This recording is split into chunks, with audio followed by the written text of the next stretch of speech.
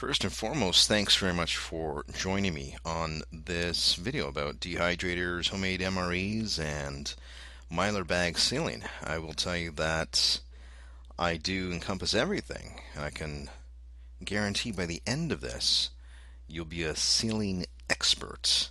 There's a great amount of advantages to being able to make your own homemade MREs, and there is a great amount of advantage to having the capacity to preserve your own food through the dehydration methods. This video will detail various dehydrators. I'll go through a few different recipes. I'll talk about Mylar versus plastic. I'll show you how to seal with the food saver bags, the pros and cons of plastic versus Mylar. A lot of information to consume. So I hope you enjoy it, and I'll apologize in advance. There's some headshots, well, lack of headshots, I should say, where my head is chopped off with the video, but for the most part, all the information is there, and I welcome your comments. And if you have any questions, by all means, contact me on Facebook. This is Chafe from the Ontario Preppers Survival Network, and I hope you enjoy it. Well, you know what? We might as well talk for a second. Has anybody had? So we talked. Some people have had some dehydrating experience before. What other ways are there to preserve food besides this that we can think of? I'm going to jump right into slide number 5. I think it is. Pressure cooking. Pressure. Who said that? Yeah. Pressure canning. Okay. Pressure can. Yes. Smoking. Yeah. Smoking. Who said that? Okay, absolutely. Salting. Salting, yes. Smoking, salting. Freeze-dried. Freeze-dried. Yes, absolutely. Pickling. Pickling, that's an old school way. What is pickling? No. Fermentation. Fermentation's another way. That's basically good bacteria eating the bad bacteria. Brine? Brine, yes. So pickling brine, you've got food which you submerge into an acidic solution, and what that does is it prevents bacteria from being able to formulate because it's very acidic, which is a brine, which is comprised of Salt water. salt water. Yes. Smoking and salting, which are basically forms of curing meats. Why would that be important? Is that something you're going to do now, not using electricity? Probably not. If you've shot a deer or some wild game, or you're going to go out into the bush, maybe while you're hunting, you're out there, you're going to do some smoking for temporary preservation, I would assume. But right now, if we're talking about, hikers, campers, primitive skills guys, survivalists, preppers, people that are interested in this sort of stuff, are you going to go through the primitive skills, methods of food preservation, smoking, curing, salting, drying, sun drying? Yes or no? Probably not. Why not? Sure. Why? Not? Yes? Who says yes? I would love to do it just because it's cool. Okay, because it's cool. I'll tell you why I think it would be important to learn. Practically, you're probably not, because it's not practical. It's important to learn, though. Practically, it's, dehydrating. These machines here, this is just an artificial way of giving hot air to something. So if we think about drying, or smoking, or salting, or curing, or whatever, those are without electricity. Those are primitive ways of preserving food, and it's not practical to do that. It's good to learn it, not because it's cool, but because there may be a time in the future where we don't have electricity, where it's more practical in the future. So it's important to embrace primitive methods of food preservation. But practically, realistically, right now, I'm not going to go light a fire in the backyard and make a smoke hut and do my meat that way. So food preservation now is a lot more practical from using current technology. So freeze-dried. What's freeze-dried? Anybody know what freeze-dried food? We see this in, Mech, LeBarons, all over the place, right? You go camping and everybody grabs a couple of these things, right? Put some hot water in it and you got an awesome meal after 10 minutes, right? Does anybody actually know what this is? They vaporize all the moisture. They get rid of all the moisture.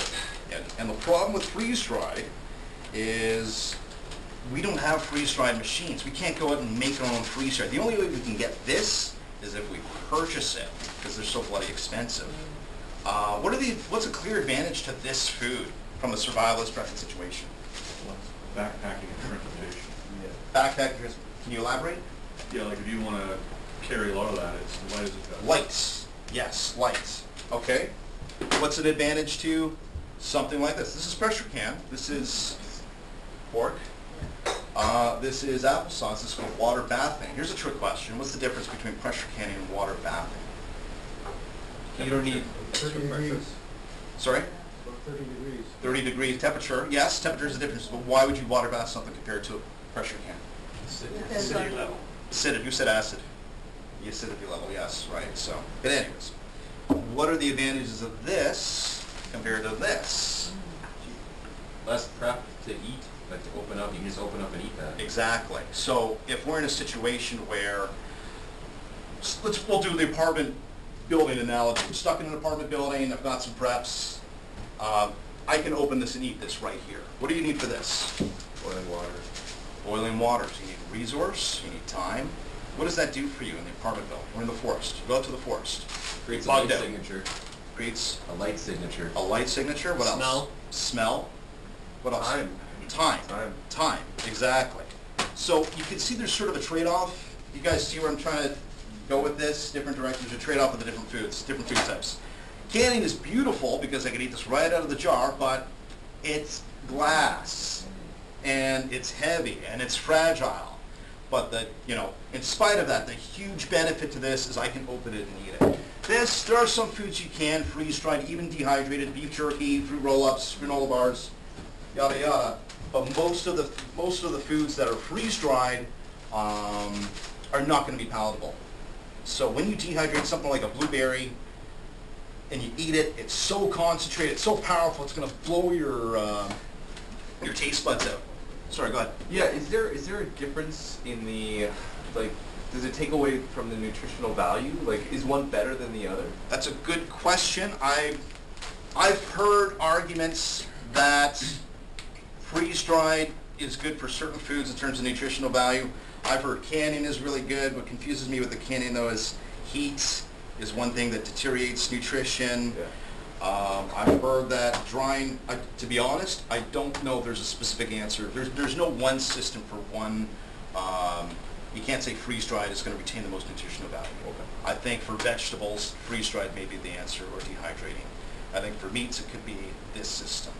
But you'll find 5 different opinions online compared to it. So I personally, I don't know. But what seems to retain the molecular structure the best, in terms of the texture, quality, taste of the food, to me anyways, is canning. I mean, if you can take a canned meat or whatever, heat it up after 3 years, and it tastes just like it was yesterday, just like Mom used.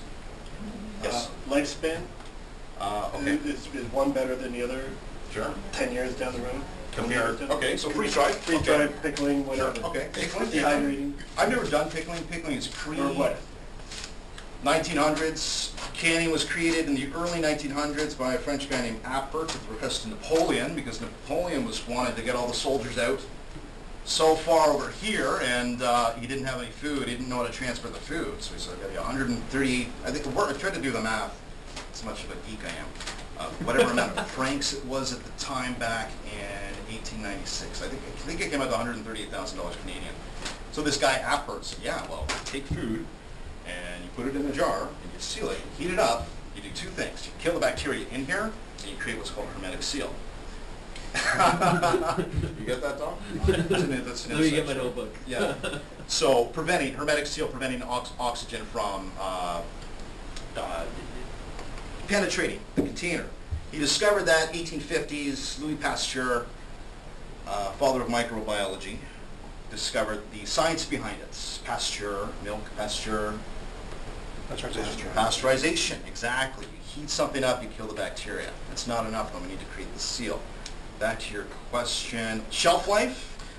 I'd have no, I think it's subjective. Let's start with freeze-dried. A lot of freeze-dried foods, no problem. In my opinion, no problem. 20 years. Minimum 20 years. No problem. Dehydrated, depends on the bag. There's 2 systems, 2 parts to dehydrated. I'm going to save that because I'm going to get into it a bit later. And the music's off, so I can start the presentation now. We'll talk about shelf life in a little bit. let's get cracking here. We've got like 50 slides to go through. So, camera's still on, good. What's an MRE? That's the first question. Meals ready to eat. Where did it come from? America. America. It's a ration. And I'll just be in, oh, this camera sucks. This is supposed to be a better picture here. I don't know what's going on with this. But MRE is American military ration that came out in the early 80s. And does anybody have any more insight that they would like to share about it? So a difference between the American ration and the There's a Canadian ration. Yeah. We have the Canadian rations at the IMP. I think it's improvised meal plan. Anyways, this one has a lot more. See a lot of little packets. Cocoa beverage power. Some I think Taster's Choice seasoning. There's a lot of snacks in this one and a smaller main meal. So this one's easy to kind of stuff in your pocket on the go. You can be on the move, on a patrol, whatever, and you can pull out some crackers and eat those. Whereas the Canadian one will have less snacks, but a much larger main meal. So it's good. You can sit down basically in your 2 bags. You've got most of your meal in that, and the rest is just little things here and there. So it's kind of a different approach to this, whereas this would be more of a, let's call it grazing kind of eating. This is suitable for that, whereas the Canadian one's more of like a sit down and eat it at once type thing. Let's give Dina a round of applause, everybody. I don't know a lot about the Canadian one. I've never seen it for resale here. You cannot buy the Canadian one. Okay, I know the American one. They've got a civilian version. If you can, try and get the military version. For the way that I understand is there's substantial amount more calories. Yes. In the American one compared to the civilian version. I've heard they all taste bad. Specifically, the chicken teriyaki MRE. The American is like, people are like, that's just. And there's rumor that the government, because you're going to get all conspiracy theory here later, puts a constipating agent in it. Have you heard anything about that? Oh, you will not crap after these eating these. That's what the tea is for. Yeah. So we're talking about homemade MREs. We're not talking about sealing up all these different items. There's juice packets in this. I don't know what happened with the projector here, but there's a lot more going on in this photo that we can see right now. What we're talking about is 1-2 meals together. And the reason for that, why would you want everything packed into one meal? If you're bugging out or if you're camping. You're like Less Phil. things to open. What's that? Less things to open, the less waste. The more packaging you're carrying, That's the more true. waste it is. That's true. I never even considered that, actually. That's a good point. The big thing is the amount of equipment you have. It's nice to throw everything into one pot. That's my logic. Chances are you're only going to have one pot going camping. You could have 2, right? Or I guess you could make stuff, make your pot out of birch bark, or Phil will get you, fill you in on that later. What other methods of food preservation should we consider? So we talked about this while the music was playing. What is dehydrating and vacuum sealing? We're going to talk about that because this is the more important question we have to ask ourselves. Everybody should have if you have a working knowledge of this, then you'll understand all the food preservation methods. What causes food to spoil? Heat. Just give me one answer. One answer was heat. Yes. Temperature. Oxygen. Yes. Oxygen. Bacteria. Microorganisms, I'll give you that. Sorry? Moisture. Moisture, yes. Sorry? Light. Yes. Who said that? Excellent. Okay. Anything else? Neutral pH. Neutral pH. So if it's a pH of 7 versus pasta sauce in the stove can sit for 3 days with a high acidity level. Okay, so what you're talking about there is, certain foods through oxidation their pH level will alter. So it's really that pH level is a byproduct of oxygen. Is that a fair comment? Yeah, except any high acid food or I guess a low acid food would last a lot longer than a neutral. Well, sure. Well, something like honey is going to last theoretically 2 or 3 forever. dozen years. So that raises a really good point, actually, because what we have is food is constantly losing nutritional value, deteriorating. If I pronounce that correct, deteriorating. Some foods deteriorate faster than others based on their pH balance, their pH level, scale between 0 to 14, alkaline, acidity. So something like honey is going to last for a long time. I don't know if you've heard this either. There's something called Christmas cake, fruit cake. You guys heard about this cake? Yeah. This thing lasts forever. Yeah, it's I the don't know longest what. lasting food man has ever made. Yeah. I don't know what's in it.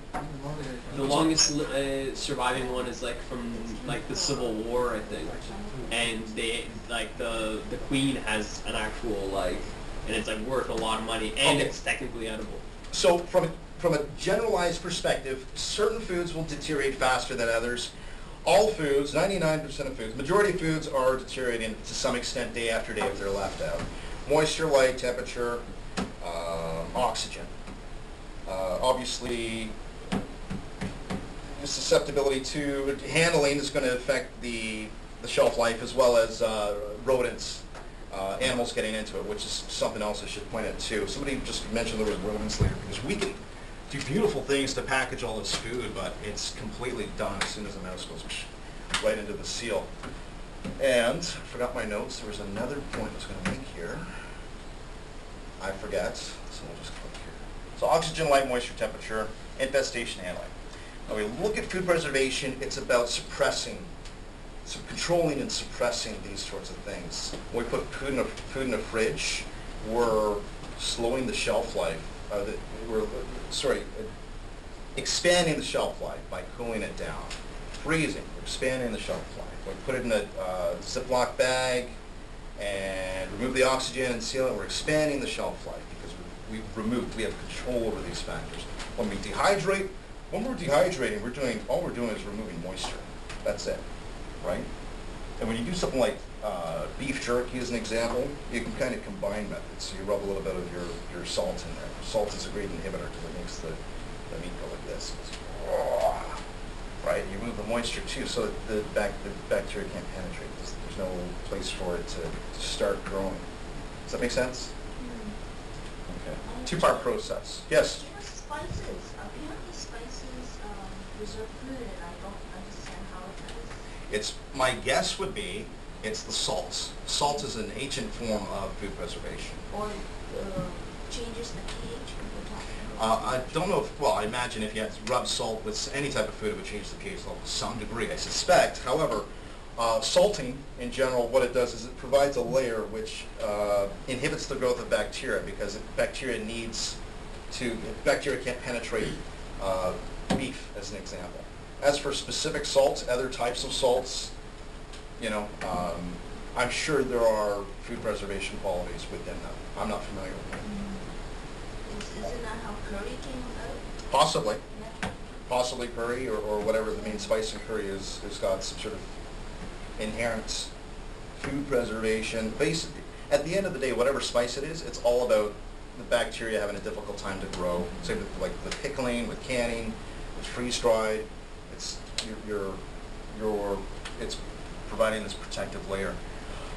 Dehydrating and sealing is really a two-part process. So we've got an apple, we chopped an apple, oxygen has gotten into it, and you can see it starts to brown right away. So the first thing we do is we dehydrate it. That's step one. So we've got an apple, we've increased the shelf life. We've gone from here to here because it's dry. There's no moisture content in it. Then we seal it. We remove the oxygen. So we go from there. That's the second part. It's actually several processes, but the main two functions is we dehydrate, remove the moisture, and then we seal it, and we increase the shelf life again by sealing it. So those are the two things that I'll be focusing on today. Here we go. Here's a random thing. Recipe number one. This is probably the easiest thing we can do to start off with is, was it you that said fruit roll-up? Fruit roll-up yesterday. I've got samples of everything that'll be thrown out. So this was just something that, I wanted to start out with something really easy. So when you get your dehydrator, you'll get, we'll talk about the different dehydrator types. You'll get something that probably has a tray in it. Some sort of fruit roll-up tray. This is good for sauces. I just wash these, but I'll pass that around. What you do is you pour your whatever it is to pasta sauce or applesauce on that, and you're good to go. That's the final. This is product here. I'll do that for the camera. So this is actually what it looks like. Yeah, you can take the bit off and eat it if you feel inclined. So you better not, otherwise somebody's going to sue me. Oh, I got sick. Here's the final product here. This is it. Take that, throw it in the bag, oxygen absorber, seal it. We'll talk about oxygen absorbers as well, these little packets. How all that science works as well afterwards. You can go ahead and pick at that. I don't think I'm going to do anything with that afterwards. That's, okay, good point, excellent point. Some people with sauces will put an oil, like a peanut oil or something like that on it. I don't like to.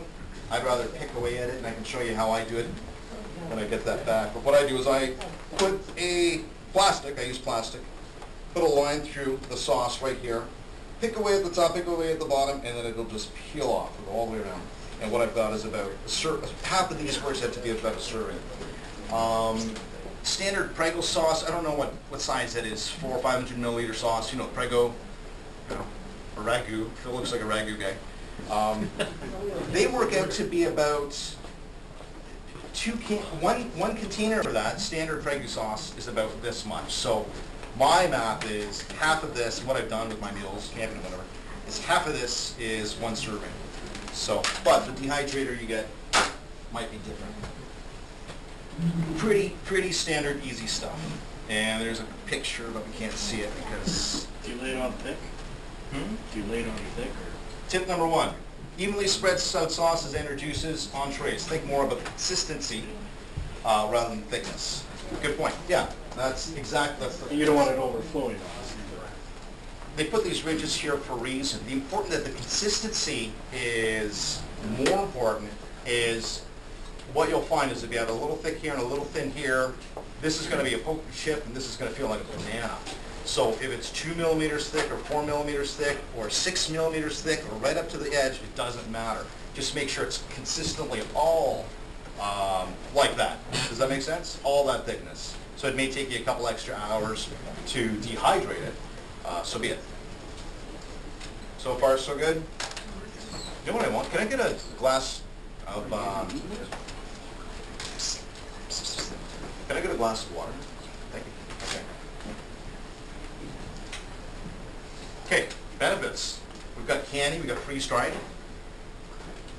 I got this, I got pork right here. I can open this and eat this right now. What are the benefits of dehydrated food and sealing it?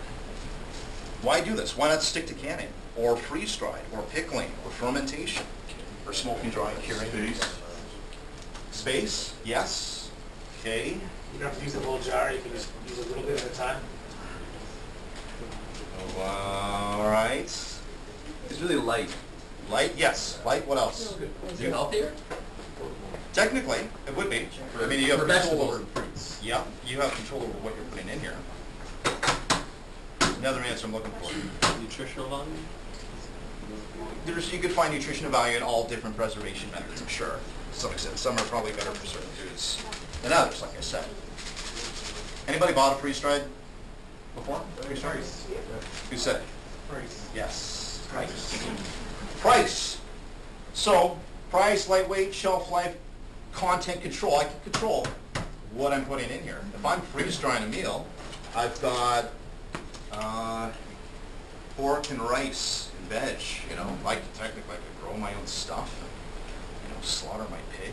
You know, there's an immense amount of control over the quality and content of what you're doing. As opposed, I don't know, be some bitter old man up north, no pun intended,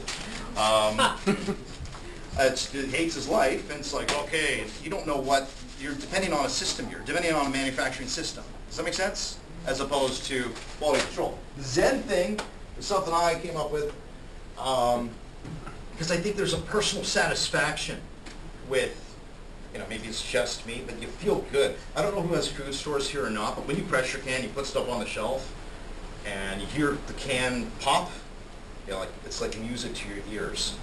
There's a sense of admiration. So there's a lot more self-respect with the stuff that you do yourself. Does that make sense? So we'll describe that as Fried. zen. Fried. There you go. All right. So, but this is supposed to be green. I don't know why it's not. I'm just going to focus more on price and compare a very specific dish by Mountain House. Mountain House, anybody here tried Mountain House? Oh yeah. Oh yeah. Okay. Leah, have you tried Mountain House? Okay. Mountain House rocks. Chili Mac was #1 for the longest time. The chicken Alfredo, bam! 2013, boom. That's the best freeze-dried meal on the planet. There's Alpine Foods, there's Backpackers Pantry. There's a variety of different companies out there that do these sorts of foods. Their scrambled eggs, I hope they hear this, their scrambled eggs and bacon are terrible. They're no good. So, but we'll take this as an example, because this is a realistic comparison compared to what we can do on our own. So if we look at an eggs and bacon scenario, this is what it costs me to do it. I should have said the Mountain House version that costs about, I don't know, maybe you'll see it on sale for about, $8 for a freeze-dried. We're talking about Mountain House, and I don't know where mine is. It's in storage somewhere. I've got some, I'm sure. Freeze-dried Mountain House compared to a homemade eggs and bacon. 2 eggs, 60 cents. Bacon, I got a little twist on bacon, which I'll show you in a second. Oxygen absorbers, I bought them in bulk, 2 cents for this particular meal. The bag is 11 cents. Cost is $1.23. Compared to 8. Yes. Oh, I thought he was going like that. I thought he was waving his hand. Question. Okay. So you can see that there's a huge advantage where price is concerned. To me, that's a no-brainer. But is this our true cost? Yes or no? Who says yes? If you value your time. You value your time. Time is one of them. Yes. Time. Well, our actual cost is, we got a blender. We got to blend the eggs, and I'll go through a recipe in a second. We got a cost of the dehydrator. We got a cost of the grinder. We got electricity. We're on this thing run. We've got time. We've got manual labor. Right? I got to use my own energy to make this thing work. So if you can get over this, which I have no problem, investing in a dehydrator and whatnot. If I can get a meal for $1.23, if I've got control of the nutritional value that goes into that meal, and I can make them at will, But more importantly, too, if you're making a big stock of beef or whatever, a stew or whatever the case is, you make that extra little bit and then you dehydrate it. Eggs and bacon is relatively simple. This is a new recipe for me. You blend 2 eggs. Very, very simple. You blend your eggs in here. We've got the tray, same as the applesauce. I've got samples that I'll throw out in a second. I'll talk about the sausages or bacon in a second. You put them on here. You don't go over the lip of it, basically. Grind the eggs into a powder. Grind the meat into smaller chunks. I've got pictures and videos I'll show you in a second about that. Mix 1 part meat for 4 parts egg. 4 parts egg. That's just my personal, thank you. Revelation, 1 to 4 parts is what the mix is, and I don't think the candy is going to turn out too good, so let me throw out the sample. So when you take your raw egg, the trick with the raw egg is you really got to blend the crap out of it. When you dehydrate it, it's going to look like this. This is what the dehydrated chunk egg looks like. And when you grind it, why would I want to grind it? Is it easier to absorb the water? Yes. Yes, exactly. When you grind it, it rehydrates a lot easier, a lot better. It tastes fantastic. This is better than any freeze-dried egg. There's always something inherently wrong with eggs in the freeze-dried roll. I don't know what it is. They failed, as far as I'm concerned. They taste like, I don't know. There's something weird. It's just they taste like eggs, but not. They're off. You know what I mean? So this here is actually the final product. This is through the grinder, which I'll show you in a second. And 1 piece of ham sausage, which I use instead of bacon, because bacon has a lot of fat. And we'll talk about fats, which won't work in dehydrators. But this is the final product right here. So that's what it looks like after I grind it. And then I've got eggs. There it is. And then I've sealed it with an oxygen absorber. And this is what my final product. This is a 2-serving bacon and eggs. It's awesome. If you get creative, what you can do is seal. This is one way to seal Mylar in plastic. We'll talk about plastic in Mylar and what the heck is Mylar in a minute. you can actually, if you seal, you can seal the Mylar inside this plastic here. So what I've got is the eggs and bacon in here, and I've got flour in here. So I've got my bannock. So I put my bannock on a stick, eggs and bacon over here, and they're separated. The ingredients are separated in the same package. Does that make sense? So I've got my bread, eggs, bacon, blah, blah, blah. So I'll pass those around. I'll put up these recipes online. Tip number 2, cutting things in smaller pieces and or grinding food into a powder makes it easier to rehydrate. Substantially easier. What you'll find is, the only way to do it is to experiment. That's the only way I can suggest doing it. I found that if you grind things into a powder, I've got other recipes I'm going to go into here with turkey and chicken and whatever, where you'll see the actual powdered result compared to the little cubes. And rehydrating it, it's a huge difference. It turns out, you know, it rehydrates a lot better if the smaller that you have your meats. Okay, so there's a crappy photo because I don't know what's wrong with this projector, but there's my grinder there. This is a cheap grinder, so we've got a dehydrator. You don't need a grinder. You don't need a grinder. Could you use a pestle and mortar? Or? Sure, absolutely. Pretty much the coffee grinder. You could, absolutely. Or a hammer and a newspaper. Absolutely. I'll pass this around. Sausages almost. Oh, yeah. This is one that I got off.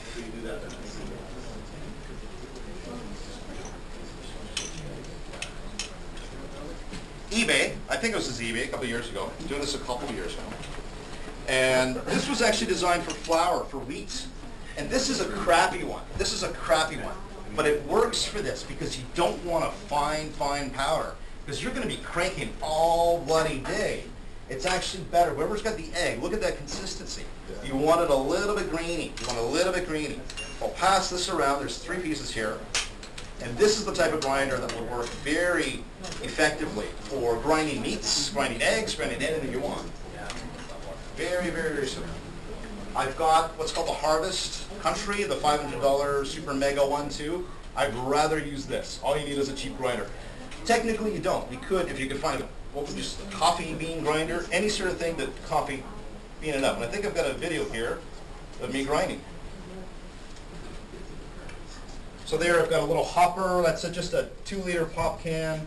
Apologize for the video. And there's a big pile of powdered eggs there.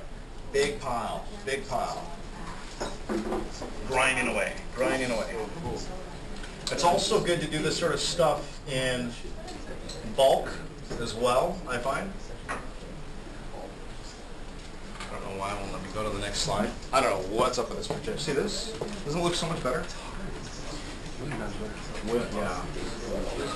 There's a lot of fat in bacon, so I don't use bacon. What I use is like a kielbasa ham sausage.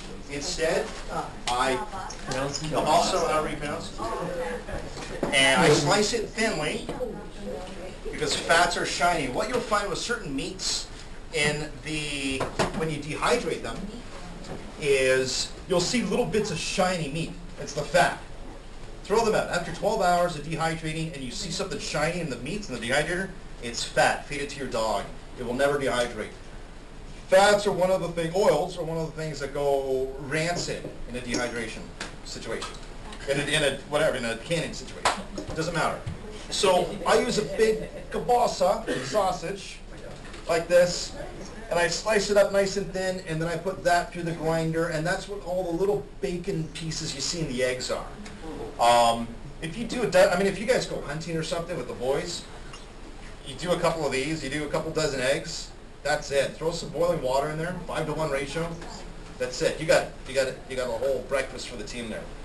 This is a better solution than bacon, in my opinion, where dehydrating is concerned, because there's so much fatty oils in bacon, it will not dehydrate. So there's the bacon being added. I just use the same container. There's my hopper. You can see I got tape on that. It's just a 2-liter bottle at the top of the hopper, and this is the bacon being introduced right into the ham. About right into the egg powder, and it's about 5-to-1, and you're good to go. So, tip number 4, dehydrating isn't always practical and or cost effective. I'll give you a perfect example. So, dehydrating. So this here is 12 pounds of veg flakes. I was down near the grain process enterprises. I thought, well, I got to pick this up because I know I'll use this for something in the future. Anyways, this is dehydrated. This is ready to go. Ready to go. 12 pounds. How much do you think this costs? $20. Oh, I wish. 100. Huh? 100. No? Okay. We can play the number game. $50. It would take me a substantial amount of time to dehydrate all of this. A lot of time. So because you got a dehydrator, are you going to go and dehydrate everything and spend all that time? Here's another example here. I've got, this is from the cannery, the Mormons. Mormons are preppers too. Mormons are crazy just like you and me.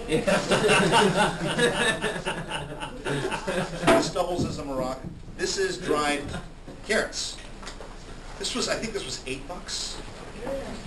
$8. Yep. This is a lot of carrots here. There's a lot. I'll pass this around. Nobody touch it like I do. Very careful with the lid. This is sharp. Actually, no, I'm not going to toss this around because somebody's going to cut their finger and sue me. Is that one from the Mormon section? Yes. Is it? Do they offer it in the number 10 cans, or do you Yes. have to buy it? They do, eh? Yeah. Yeah, you can get it in number 10, Mylar pouches, or you can buy it in bulk. You can How buy... is the bulk? Is the bulk the same as those bags, or is it? No, they don't seal it. Oh, okay. So number 10, Mylar, and then bulk will just be like a paper bag, Gotcha. right, or something like that. But the whole point is it's substantially cheaper. Yeah. You seal it yourself. But the cool thing with this is you can go to the cannery. This is the one place where you can go and, you know, aside from Mac, LeBaron's, Sale, Bass Pro, and buying freeze-dried, this is somewhere you can go and buy something, put it on your shelf, and it's good for 30 years. Yes? Queens Plate Drive is the name of the road. I've been there a few times. We've been there a few times. We go there every once in a while, but they're shutting down the facility to the public. It started in the U.S. There's another we'll get into that after. There's another organization in the U.S. There's rumor that the federal government in the U.S. was saying cleanliness issues. You used to be able to go in and can it yourself. I've been there several times. We've been there, right? Can our own food. And it was great. That's a good deal. And this is, I think this was like $8. $8 for this. This is a lot of carrots. This is a lot of carrots. This would take a long time to go in my garden, chop, chop, chop, chop. Do all the, yes. Let me just finish this one point. Dice up all the carrots, put them in here, dehydrate the carrots. I'd have to have this thing running, you know, filled, I don't know, 5, 6, 7 times. With all these dice, it would just take forever. So that's where the whole cost-effective thing comes in. Sir?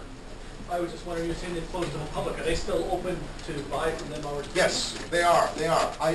You know what, here's the problem.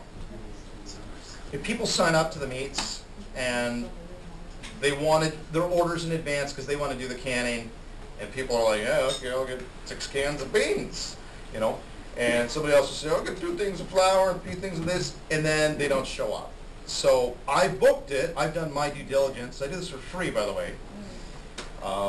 And people will communicate with the cannery and make arrangements, and the people at the cannery are like, the food's ready, come pick it up. And it's, you know, there's no, you know, little percentage for me. It's just like, it's a transaction between them two. I've made them tens of thousands of dollars over the years. So I don't know what to do with it moving forward.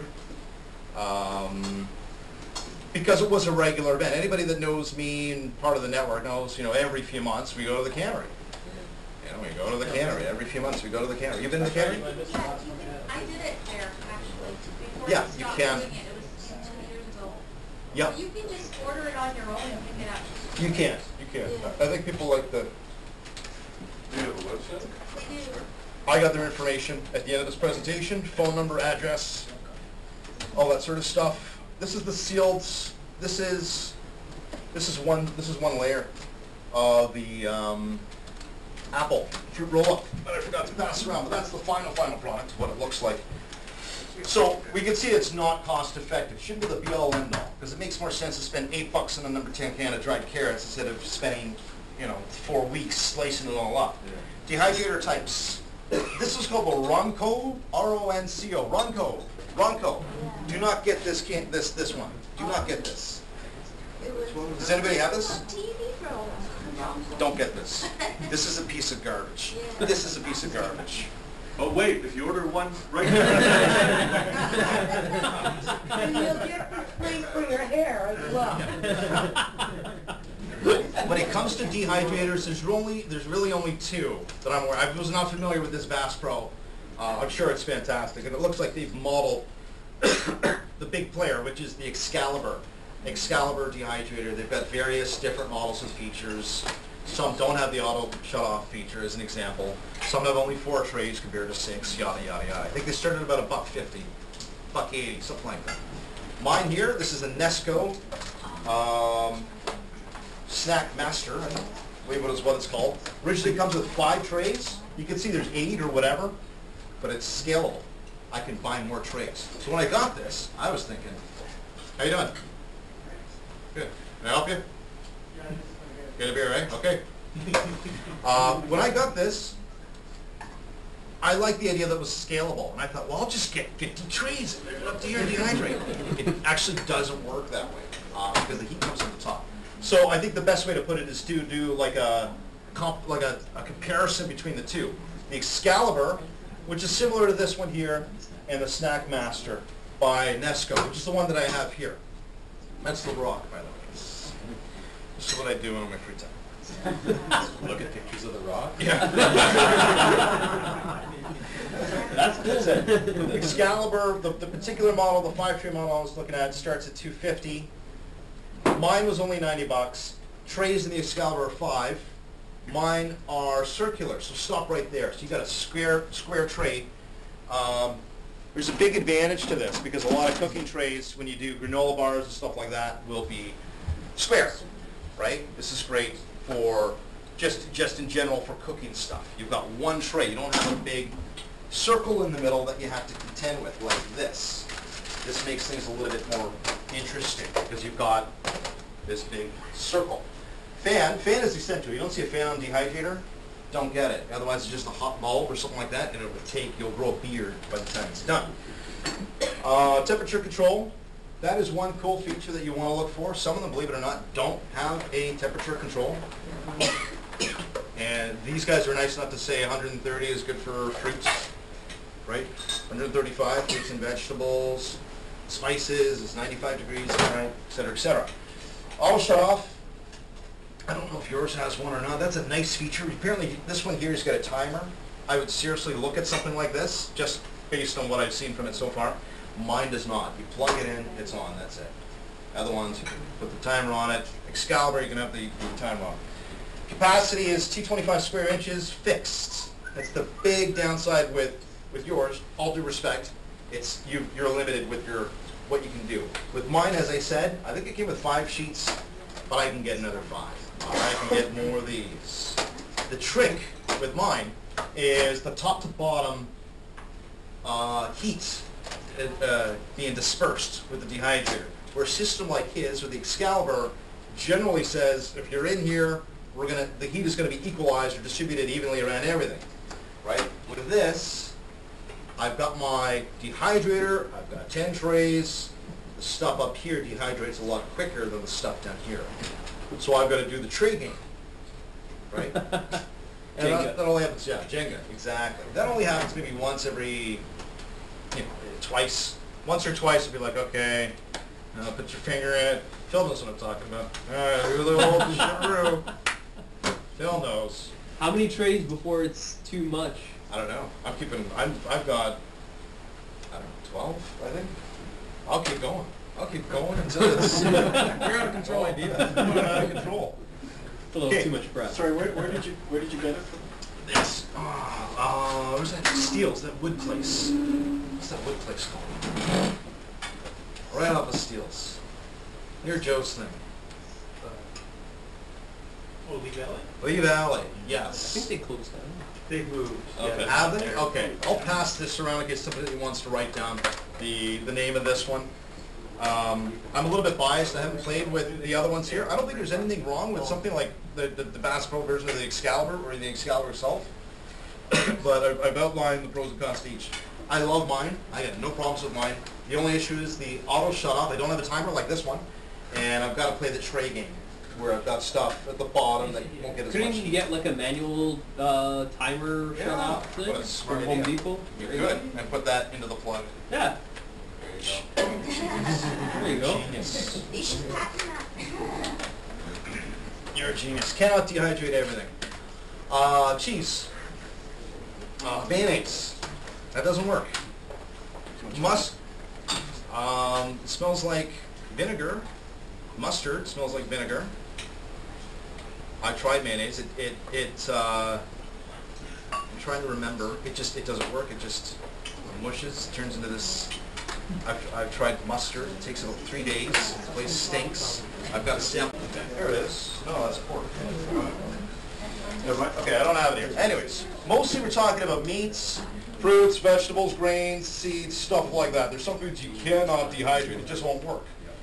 There's not really a list online that I've seen. This is just from personal experience too. A couple years ago I tried mayonnaise. It just turned into this mush.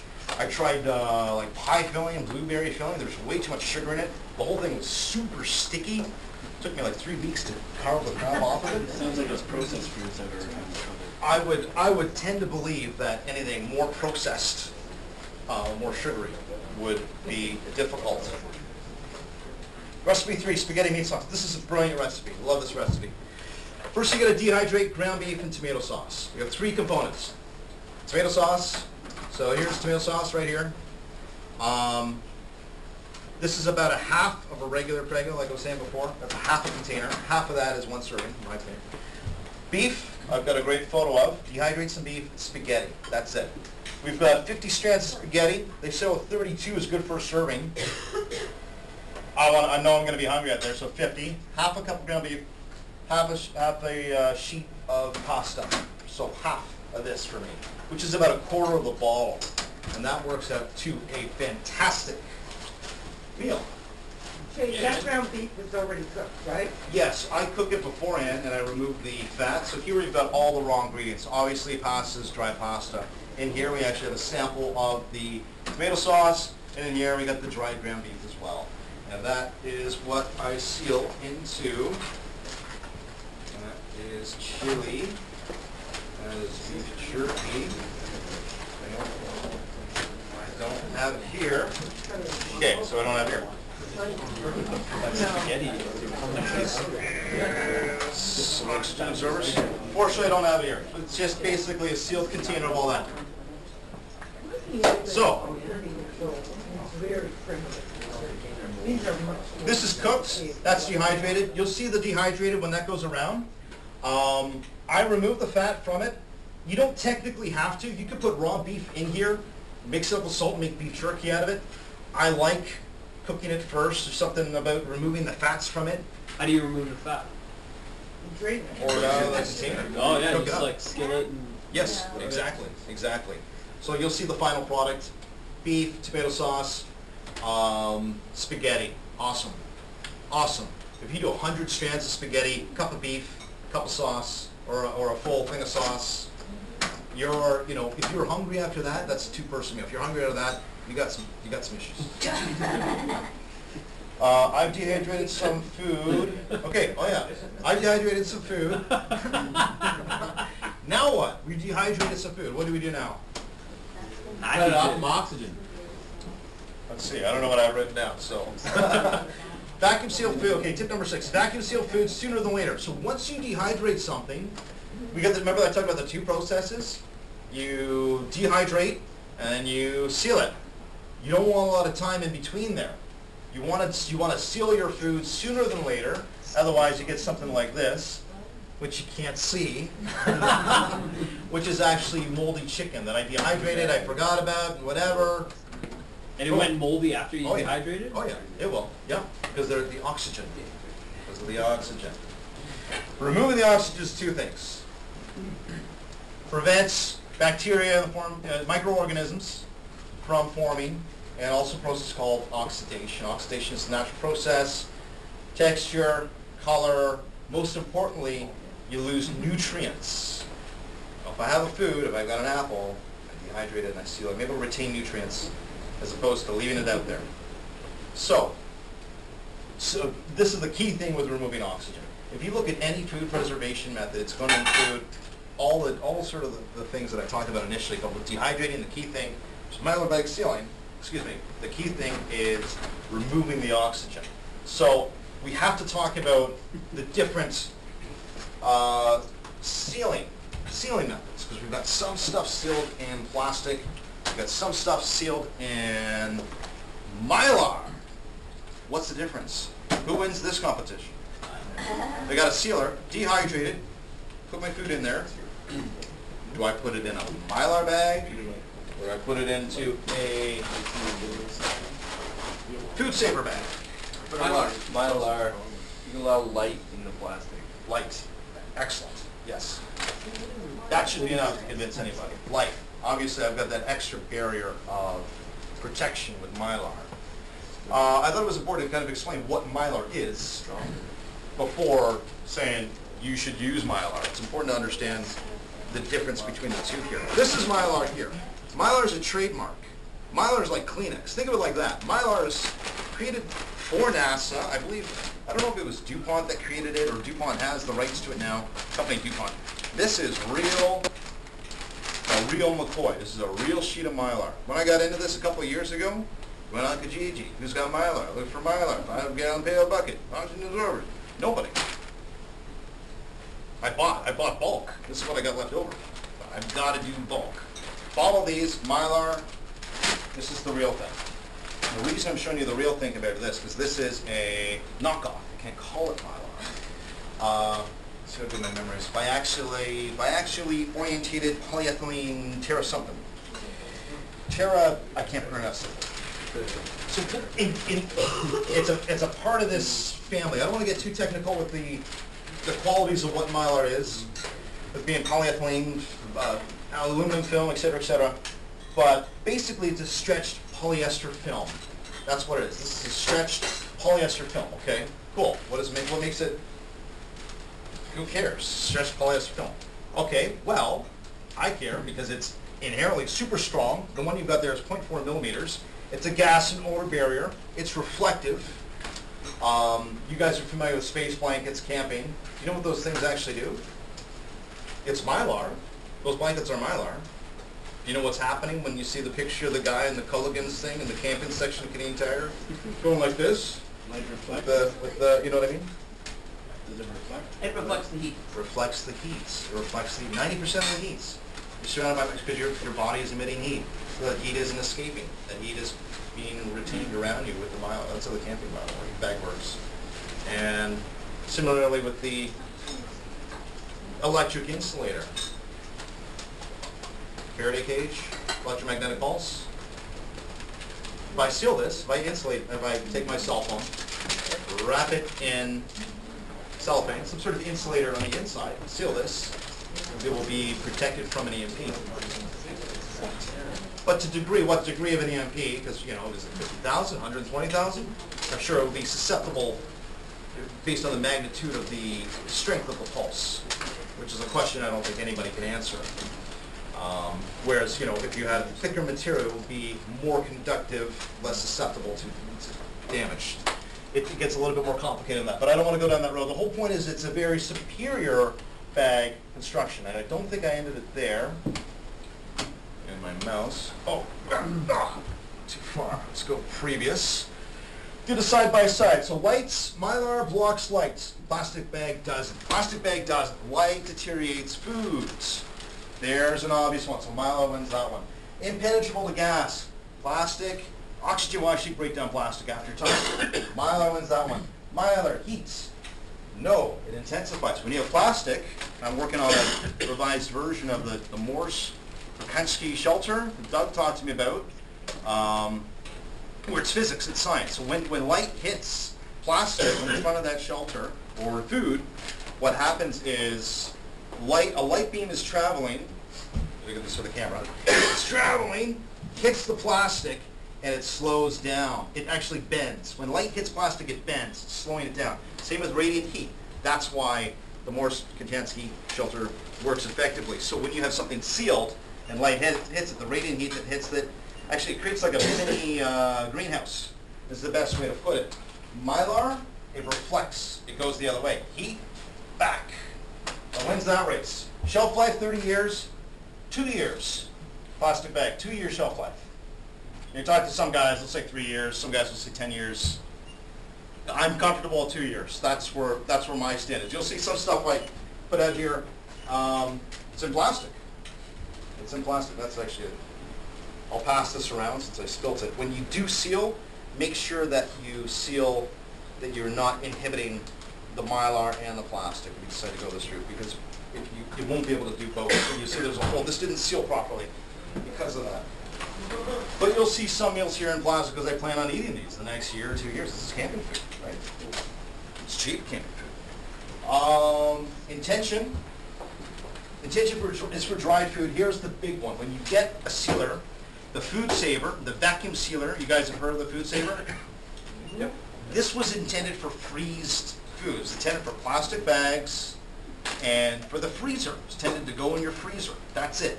This whole notion of saving it in Mylar does not work. You cannot use a food saver for Mylar. Does anybody know why? That's a little tricky. Okay, so the reason you can't, and the food saver company, I don't know why they haven't done this, that's an important concept to get. The food saver is intended for plastic, they're special bags, and intended for the freezer. It's got a short shelf life.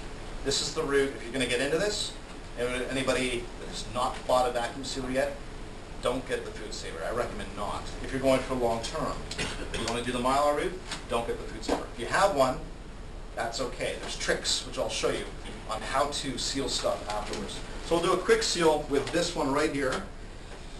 If you've got a food saver already, it's not the end of the roll. That's fine. There are ways to manipulate it so that it seals Mylar. One of them is actually put Mylar in like that, put Mylar in the food saver bag and seal it. But that's inherently perspective. Generally, the bags are 8.5 or sorry, not 8.5. They'll come in rolls like this. I've got a split roll, where it's actually could technically one big bag, but I like these. These are more ideal for rations. And this is where food saver is a little bit of a sham. So it's one roll. I've got this hole here, right? And you know, I'll pass this around because what you'll see on the inside of this are these ridges. And what that does when you put in the food saver, it creates the suction. Mylar doesn't have that. I'm going to pass that on. But this is where food saver is a little shammy. The whole roll, there's not, the whole roll is like this. I need to seal the end. I got a function here to stop and seal. I have to put it in so far to seal it. I've got it. There's no choice. It's just not going to work unless I go to that certain point. There. Right now it's just sealing. It's just creating one end. You know what I mean? I'm making a bag here. I got 3 sides, 4. I'm going to put my food inside the other side. That's it. You're going to wait 5-10 seconds. It's sealing away. Abracadabra. Here's the chamois part. Look how much they take. Look how much. That's a sham. Now if you play with it a bit, you can trigger to go in and pull out a little bit, so you can cut that. But that's a lot of...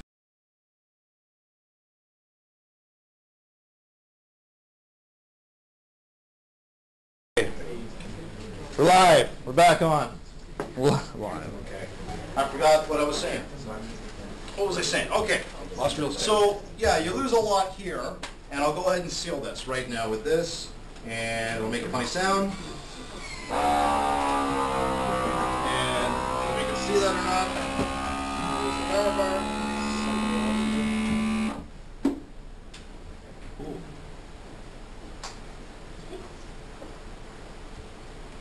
You know, Mike, grab the camera, get right up here, buddy.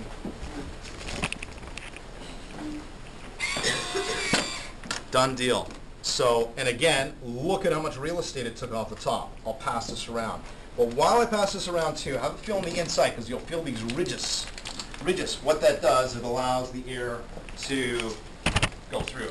It allows it to open up. Does that make sense? Yeah. Okay, we'll try the same thing with Mylar right now. And I need something to seal. Sorry, that's a food saver, right? Yes, that's the food saver. Food saver is intended for plastic bags, their bags, and it's intended for freezer storage. Okay, I got a spoon here. put the spoon in here.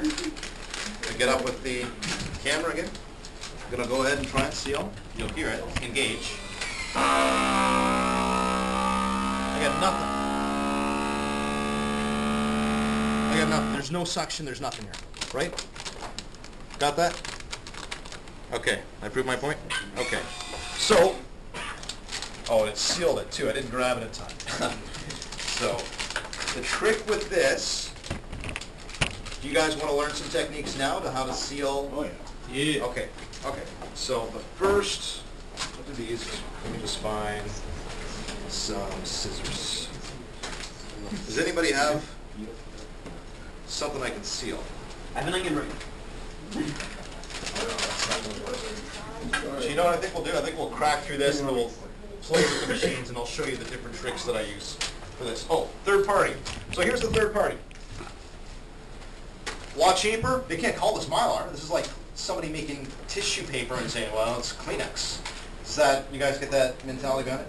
I've tested this for as far as a Faraday cage. It works like that. So it's got aluminum base to it, or at least aluminum inside it. So I'm comfortable using third-party bags like this, at least experimenting with them for now. I've got both. I've got the Mylar, I've got the plastic for these, and I've got the plastic. Are those the ones from the ladder game too?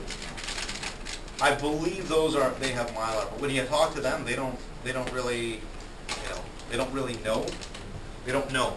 They're just, well, you know, you ask them what size oxygen absorber, they're like, well, you know, all we know is to put one of these in here. We don't know the actual size of it. I give these a vote to try, for sure. They're not Mylar in the traditional sense, but you can get 100 of these for $9. Very, very cheap. And the thing I like about these are 6 by 8 inches, is these are great portion sizes. When you go out into the bush, you're hunting, this is a great portion size. You dehydrate your chili, throw it in here, boom. That's it. Get your pot of hot water, throw it over the fire. It's a done deal. Very, very cheap. You can find those almost anywhere? Like I'm going to hand out business cards for where I got my Mylar sealer and where I got those, because I grabbed a stack. Recipe for miscellaneous meat and rice. Miscellaneous meat. So you can use, give me a meat, Phil. Raccoon. Raccoon. Raccoon, ground beef, chicken, pork, turkey, doesn't matter. Very simple. Very simple ratio. 1 part meat, 1 part veg, 1 part rice. 2 servings is a cup of each. 1 cup of beef, ground pork, 1 cup of parboiled rice. You can actually use the real rice because it's in your best interest to let the meat simmer longer to allow for better rehydration. But I haven't expected the parboiled works fine based on a 20 to 25 minutes simmering with these ingredients. So you got a cup of ground pork, a cup of parboiled rice, mixed veg. That's it. Spices. A little bit of Montreal steak spice. I've got that right. That's chili. Get that right. All right, here's chicken. So that's 1 serving. This is 2 servings. So this is pork, dried peas, carrots, and rice. So there's that. This is what the chicken, here's chicken. And I actually threw in some, what did I do, milk powder, I think is in that one? Same thing, but half serving. This is dehydrated chicken, I'll pass it around. You're going to want to ground this up. Have a look at this one piece. There's 2 in here. So here's the final product, right? Chop, chop, chop, chop, chop, chop, chop, chop. Put in the dehydrator. You got that? You write this down, Phil? Chop, chop, chop. And then I ground it. So we get 2 different things here. Very, very, very hard. What happens with the plastic sometimes is you'll seal it and the plastic will break. It's because of the hardened vegetables. The peas are ridiculously, vegetables are retardedly hard. Especially green beans. Especially green beans. Right here, right in front of you. This was done a couple of years ago. They've actually softened out a bit. But you can feel there's some stuff here. It feels like twigs, and they'll puncture. But anyways, we've got the final product here that I've ground. This is not flour, but you can see a cheap grinder that doesn't grind very well. It works very effective for this purpose. And I've got the original piece here that I dehydrated. And here is a sampling of the ground pork and the mixed veg. And in here you'll find 1 little cube of pork. So I cube it all up, dehydrate it, again, go into the grinder. the grinder. There we go. See that little piece of pork there? Awesome meal. Awesome camping meal. Healthy. Carbs, protein, excellent for you. Okay, recap. Tried some food, ready to seal it. We got this far, got some food, we're ready, we got a sealer. We know this Mylar is superior. We'll talk about how to seal with my Mylar machine after. I'll show you the different things. Or if you got a food saver.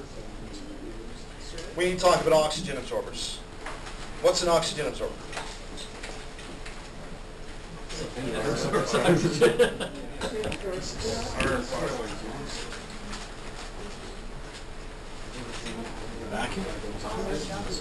Oxygen. Endothermic reaction. I'll try and break this down real simple. It grabs all the oxygen from any part of a container. I'll say if it's oxygen absorbers here, it's going to contain all the oxygen. When you buy oxygen absorbers, I'll tell you where to buy them. We're going to go through the different sizes, yada, yada, yada. Look for this on the package, or speak to the retailer beforehand. It's an I. It's an oxygen indicator to tell you if it's good or not. It's the first thing you do. It's a pink eye, it's good. Another color, it's not good. Look for that eye. So you get a bag of oxygen absorbers. It'll be a big bag, and on somewhere there'll be a little picture, there'll be an eye, a little tap with an eye. Tells you if it's good or bad. Pink is good. Now, in addition to that, when you buy them, don't buy all of them. Don't buy 300 in one bag. Because what happens is, once you start opening that bag, your expiry starts. If you do decide to buy in bulk, buy your 300 or your 200 or whatever, and separate them very quickly. Vacuum seal them into different bags. Does that make sense? Yeah. Okay. So, what size oxygen absorber? We have to look. Oxygen absorbers come in what's called a cubic centimeter. This is going to get pretty complicated for a minute, and I was going to give you guys a more simplified version, but I thought I'd leave it like, follow me on Facebook and I'll give you the easy equation. That's the easiest, that's going to be the easiest way, but I'm going to go through the actual math for it right now. So, oxygen absorbers comes in what's called a cubic centimeter. If somebody's got that dice, I think that's 16 millimeters. On your table. Is it? It's a little bit smaller than that. So this is 1 cc. It's a little bit bigger than 1 cc, 1 cubic centimeter.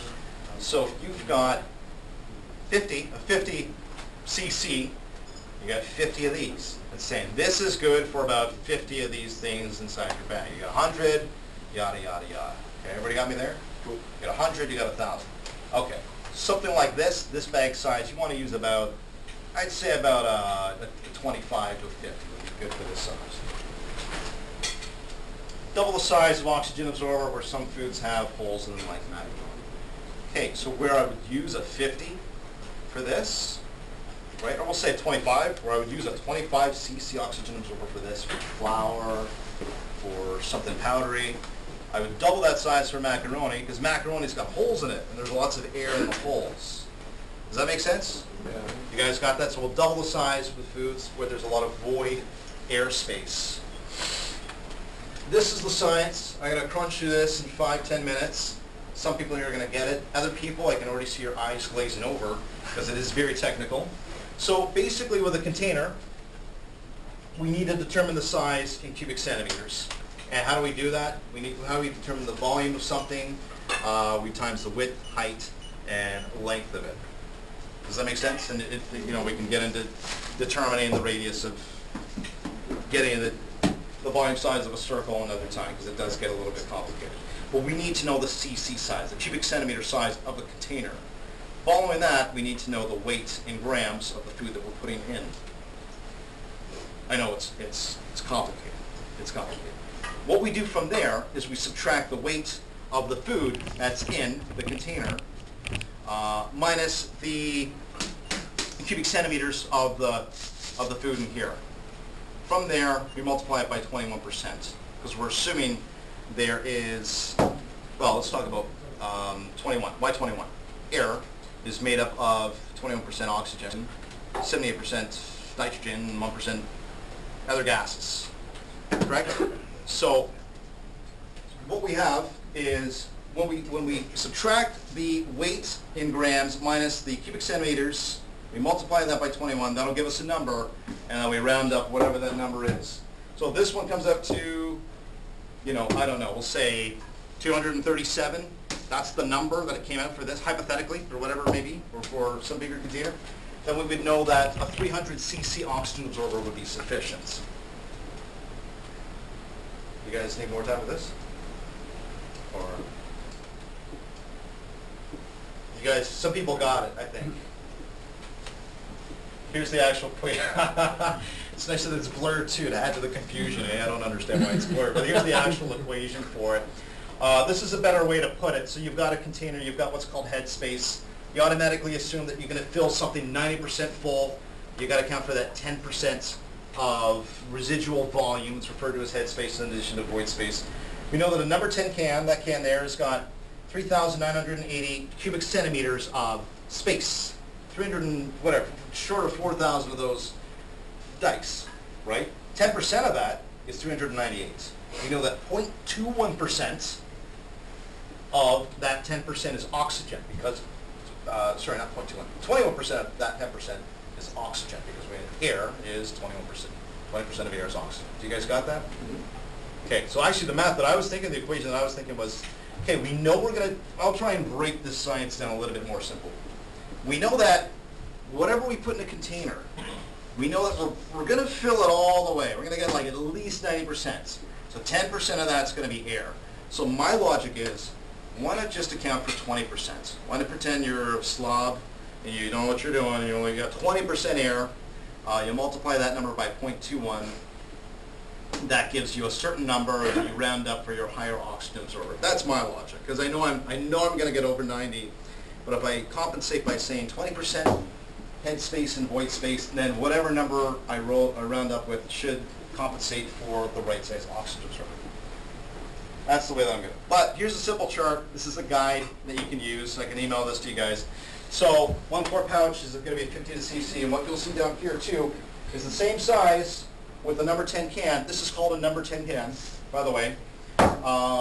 Increases with different types of food. So obviously more holes in the food, more obtrusive the food is, spiral pasta and whatever, the higher cc because there's all these gaps in the air.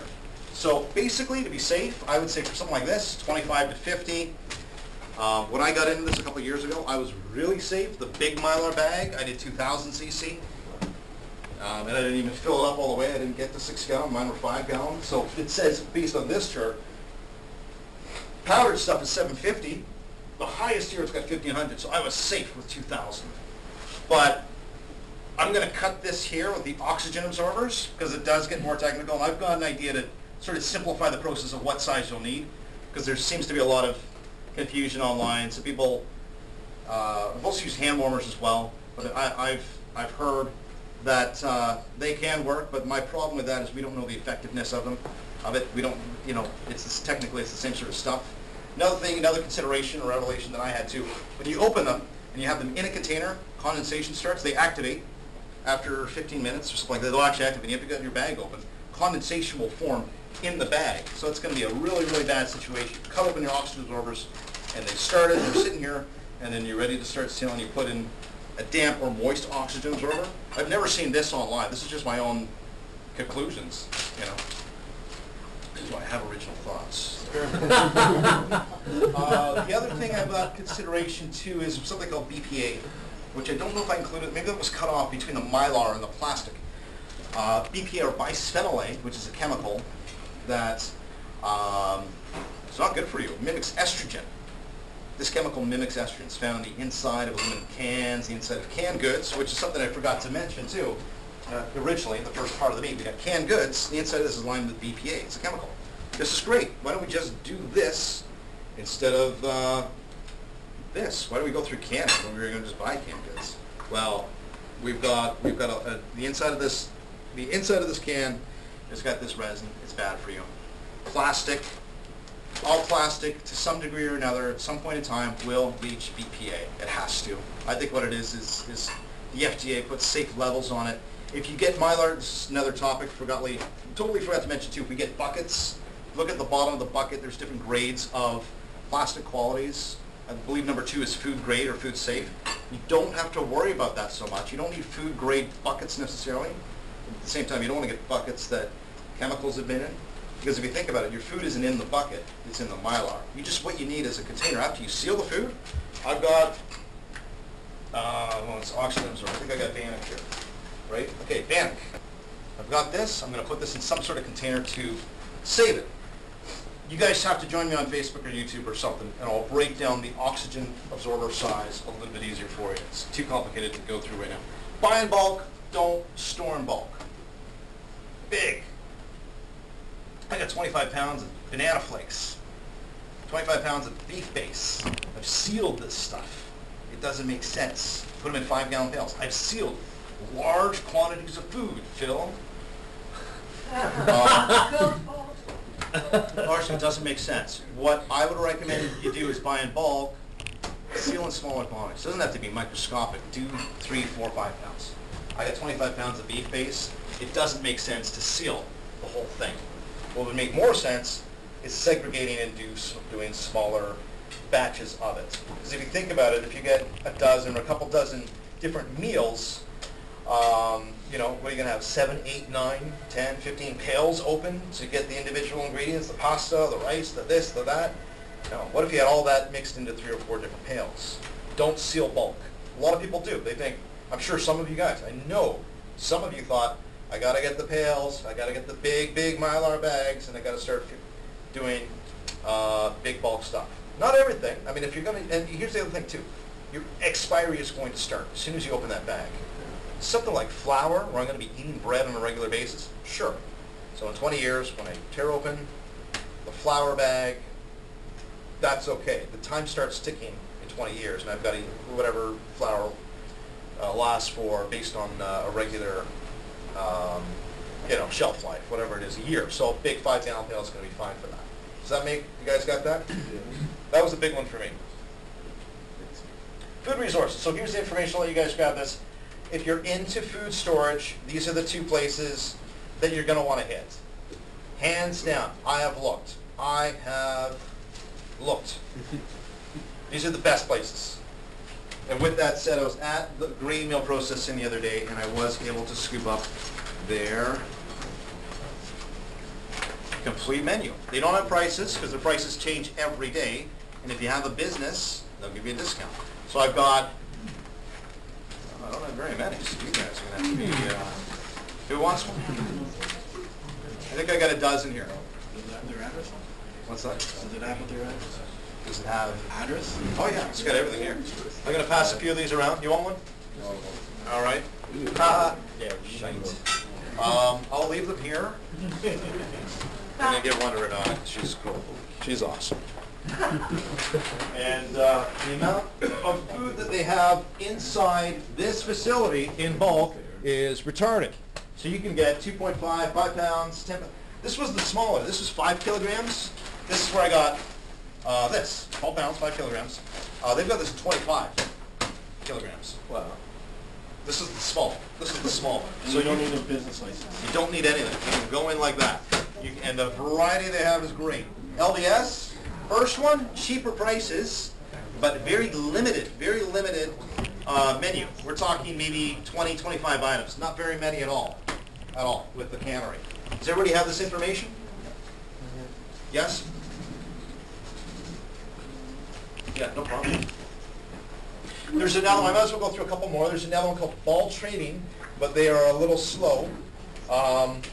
They don't have a website. They're on Kijiji, P-A-L Trading, and they have pretty good prices. It's sort of it's a place in Scarborough. Sir, do you want to? Yeah, I just wondered, what happens if you don't use the oxygen absorber? You got to, if you seal them, then they're fine. You actually seal the oxygen absorbers like I've done right here.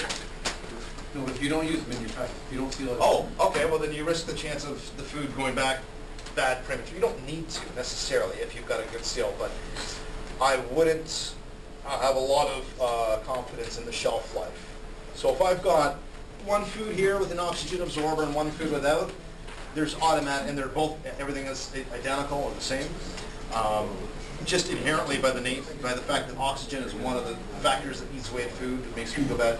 The one with the oxygen absorber is going to last longer. How much longer? No idea.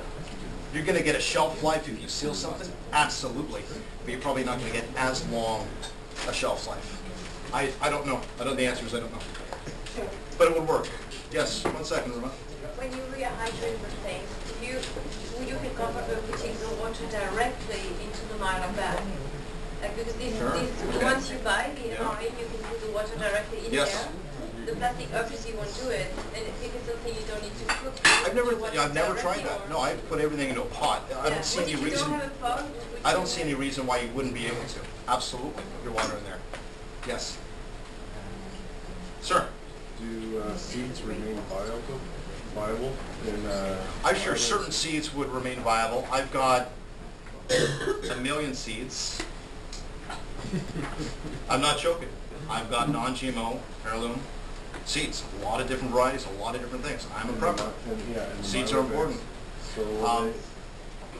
So would the seed remain? Would the integrity of the seed remain? Right. I've got mine sealed in the freezer. Some people seem to think that, I'm sure certain seed types, I'm not a farmer, I'm sure certain seed types will allow for, that's a good idea, take a photo of it, will be fine at room temperature, and other ones will thrive in a colder temperature. They'll have a longer shelf life, and this is what I'm saying. If you're taking away oxygen from a seed, I'm sure a majority of seeds are going to be that much better. My guess is, because what causes seeds to germinate? Water? I'm sure a lot of seeds, if they're just dry and they're just sitting down doing their own thing, they'll be fine. But if you remove oxygen from them, they can only be better. My guess would be they would only be better. They would only remain. But I'm not a seed expert. I just got it wrong. Beets are good for sprouting. Like I see a dookie seed. I don't know about the, you know, that's a good question. I haven't bought any seeds from the grain mill. However, the cannery, yes. I've gotten the red wheat. Bam. Thrown in the garden. Bam. From the cannery? Yes. Really? Yeah. Okay. Which is fantastic. So the red wheat, specifically, growing the red wheat, and you can get a big bag there for next to nothing. I've got bags of this stuff. So what you've got is a renewable food source. And if we break down what's important as far as survivalism and prepping, you know, food, fire, water, shelter, oxygen, security, healthcare, awareness, communications, knowing what's going on around you. We were talking about one of the core staples. So having a renewable food source, you know, for something to live, not coffee, not tobacco or alcohol or any of this stuff that you don't need to live. You need food to live. So absolutely, buy a whack of wheat there. Yeah, and some sprouts will grow in like 9 days, and you can use that as well to live off, you know. Oh sure, yep. I'm not too sure about them. They're a little slow, polite word. They're a little slow in there. Let me know if you buy some sprouts there. Let me know because I'd love to find out. Yeah, that's what I'd like to know. But the cannery, yes. Do they have organic cannery? I don't think so. No, I don't think it's GMO. I don't know. Cannery is or the LDS is. From my understanding, it's the Mormons, obviously, and it's all farm stuff that they have in the States, and it's for their religious beliefs that the world is coming to an end, the world will die. So they've got these huge facilities where they can, I don't know if they're GMO or not, they're very, you know, the people that I've met, nice people, but they don't have very, sorry, I'm speaking, so I just want to make sure the mic hears me. That's why I keep speaking so loud. Intimate knowledge. They don't know what size oxygen absorber. They just say, oh, we got to put this in. I don't think they know a lot of the history of what type of food is or where the food comes from. However, the grain mill processing place, they've got a specific section on. Yeah, and as far as seeds are concerned, I've got a contact. If you want to shoot me an email, I'll put you directly with direct contact with a guy that I know that. It's got some non-GMO heirloom seeds. Okay. Have you ever done animal feed for your dogs? No. Next question. No, I haven't.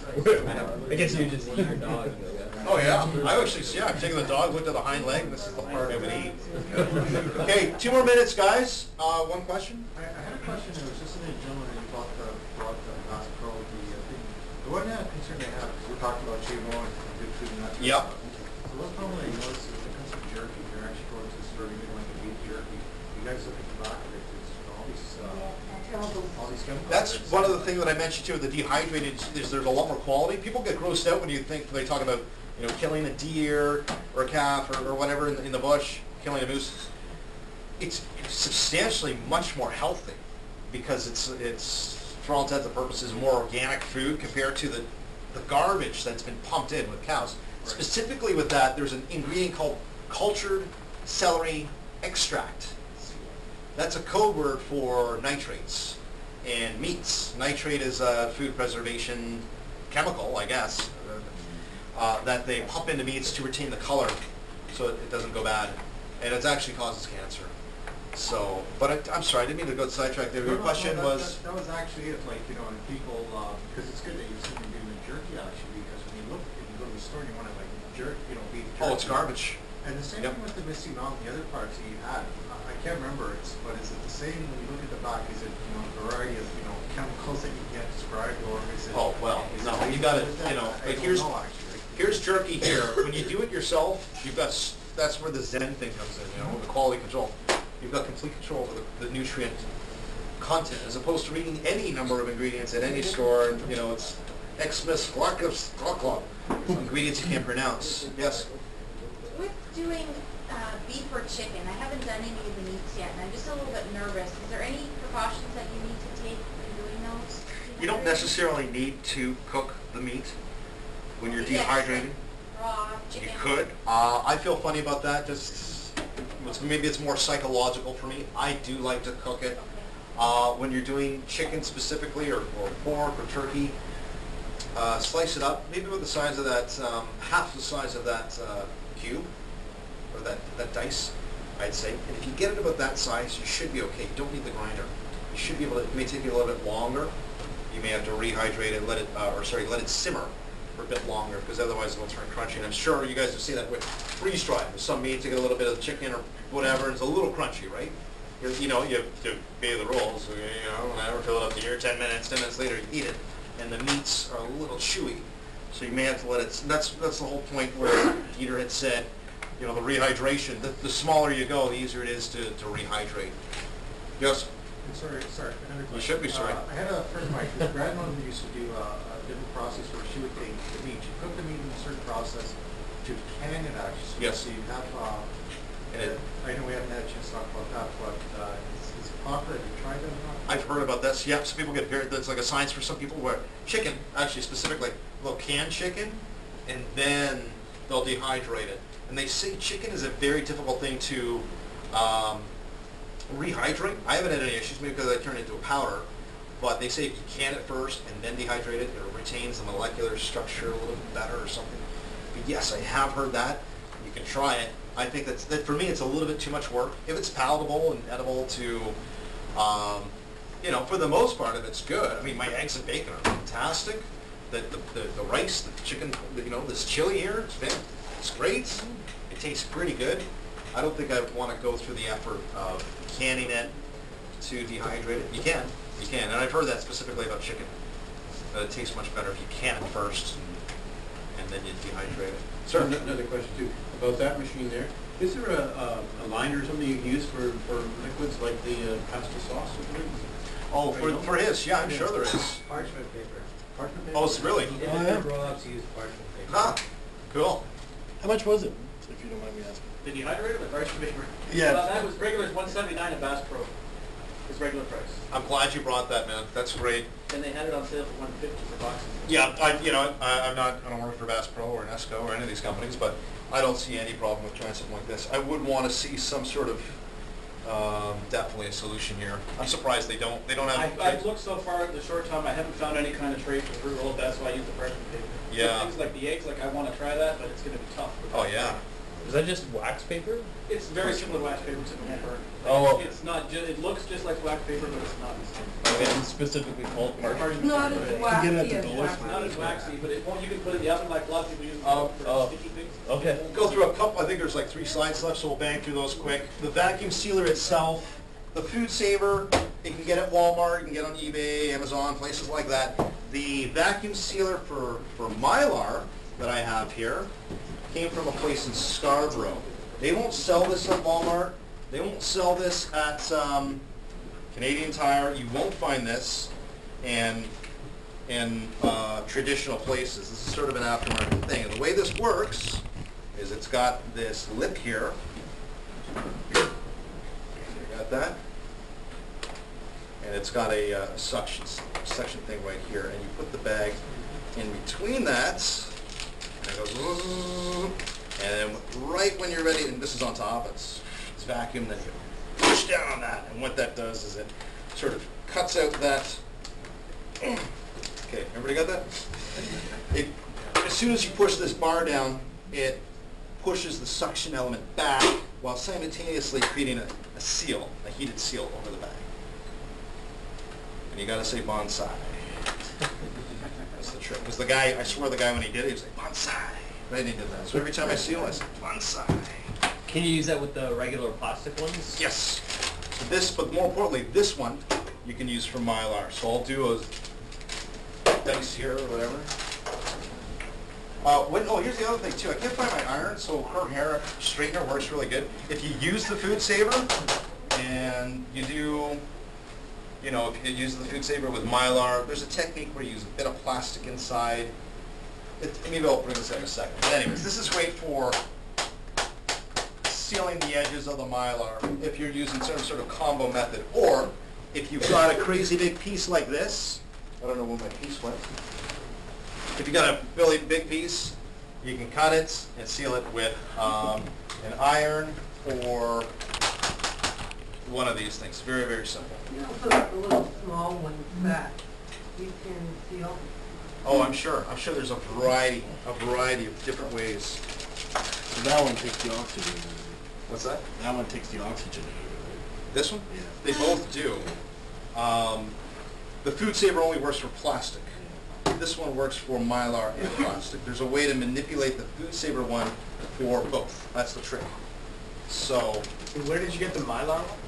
where did I get the Mylar one? Yeah. This is where I got the Mylar one, Scarborough. There's a guy here. They sell all sorts of electronics. I'll pass this around. Somebody wants a card. This is the one that I just did the demo on. Don't work for them. And I might as well throw these out too, as well. So this is ground turkey that I've got there, and then you've got ground pork. I just haven't figured out what I'm going to do with that just yet.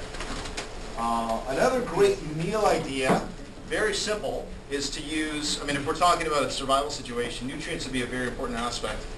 There's no reason why you can't throw a vitamin in, you'd have to mark it in the side of the container, but also using protein powder is an excellent. 1 scoop of this with a cup of oatmeal and some dehydrated raspberries or dehydrated blackberries or something like that is a brilliant energy meal. It would be good right through past lunch or something like that.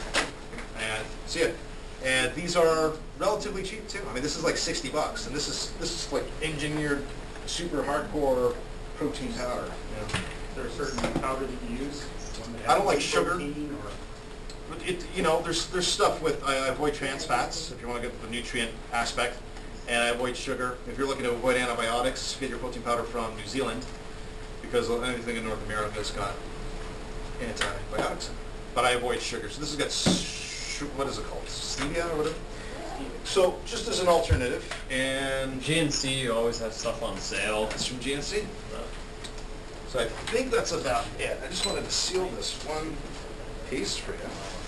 So that Mylar sealing machine actually sucks out the oxygen while it's doing it. Mylar sealing machine. Sucks the camera here, air, not oxygen. Mike? You still have to put the oxygen absorbers in because there'll still be some air in there. Right, I get you then, yeah. Right over here, buddy. I'm going to put the lip in. Close it down.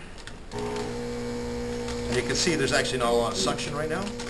So there's one trick with that I taught myself, and that's to, it's just a little dice in there. So it's not going to be overly awesome. But that is to actually shorten the length of the bag. If we go like this, and we do it, you can see there's a lot more suction. Did you see that? Yep. And then the cool thing about this, I think Siska was saying, fondle is the right word.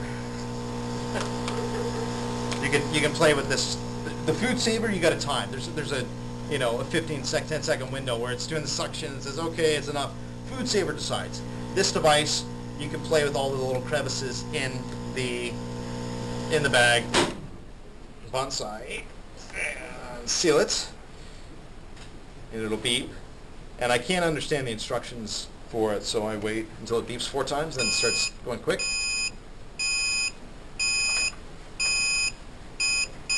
Now I stop. Okay. And we've got a done deal. There's a sealed bag with that machine. That's it.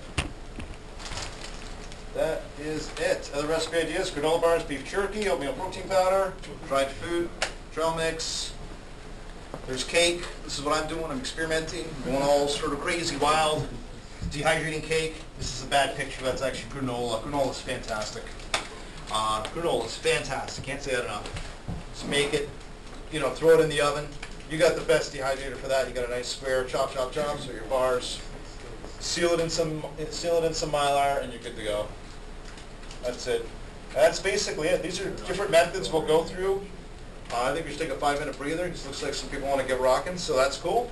Anybody that wants to get up, do some sealing, talk about how to seal Mylar with the food saver, all the different techniques we can do that. So, cool. Any questions before we go to the washroom? Good job, man. Going great. Got it? No questions? The other important thing you want to do is name your dehydrator. Mine's called Bad Girl. I was going to call it Juicy Fruit, but it makes it more of an intimate experience. Go ahead. So any dehydrated foods can last up to 25 years? No, I'm not saying that. I think it's subjective based on, FDA as an example says, don't can dairy. And then, video after video and articles, these wonderful women from the 60s showing me different methods of how to can butter, saying, well, we do this for years. You're going to find your own, there's certain foods. The cannery will say carrots, number 10 can, this oxygen absorber, good for 30 years. No, you can't dehydrate all foods and give it a shelf life. Every food is different. Probably fall within the food groups. Vegetables, legumes, fruits, meats, et cetera, et cetera, et cetera, are going to, last for this long, and meats are going to be this long, and that's going to be that long. That's what my guess would be. Personally, if you want an answer, anything in a sealed state like this, no problem eating after 2 years. No problem. Mylar bag, no problem trying after 20 years. I have no problem even trying this after 5 years, although the shelf life is technically 2 to 3. No problem. You know why? Because I know what to look for. Even with canned goods, you know what to look for. If you get 2 cans of pork and one's bad, you'll know. If you only have 1 can of pork, it's gonna the color, the smell, the can's gonna pop. There's gonna be symptoms. There's gonna be different qualities to show you if the food's gone bad. Smell being a big one. So it was 3 years gone by, and I found this in the back of my canoe, and it was, it was good. I would try it based on my own personal subjective observation. I don't think anybody can say, yes, this will last for this amount of time. Nobody can. Nobody can. Too many variables. Too many factors. Exactly. Any other questions?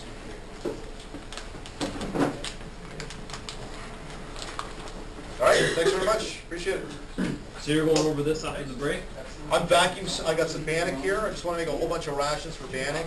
Anybody wants to get up and vacuum seal some bannock? That's what we're going to do. Yeah, cheers, man. Thanks. I didn't recognize you at first. That's it, because I want people to get the hands on you it. with that long beard.